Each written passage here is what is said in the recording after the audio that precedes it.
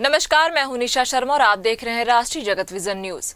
छत्तीसगढ़ की राजधानी रायपुर के तहसील कार्यालय में वकीलों का हंगामा देखने को मिला।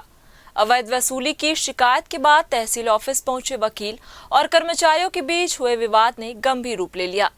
नकल कॉपी नहीं मिलने पर वकीलों ने कार्यालय में जमकर हंगामा कर दिया।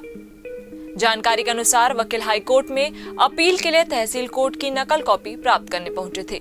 नकल समय पर उपलब्ध न होने पर उन्होंने कर्मचारियों पर अवैध वसूली का आरोप लगाते हुए जोरदार हंगामा शुरू कर दिया। वायरल वीडियो में दिखाई दे रहा है कि एक वकील लगातार कर्मचारी के साथ अभद्र भाषा का इस्तेमाल कर रहा है और उसे धमकी भी दी गई। हंगामे के दौरान वकीलों ने तहसीलदार को भी गाली दी। घटना का वीडियो अब सोशल मीडिया पर वायरल हो रहा है, जिससे प्रशासनिक व्यवस्था और सुरक्षा को लेकर कई तरह के सवाल खड़े हो गए हैं। फिलहाल इस खबर में बस इतना ही। देश प्रदेश की खबरों से अपडेट रहने के लिए हमारे चैनल को सब्सक्राइब करें और नई खबरों की नोटिफिकेशन के लिए बेल आइकन जरूर दबाएं। नमस्कार।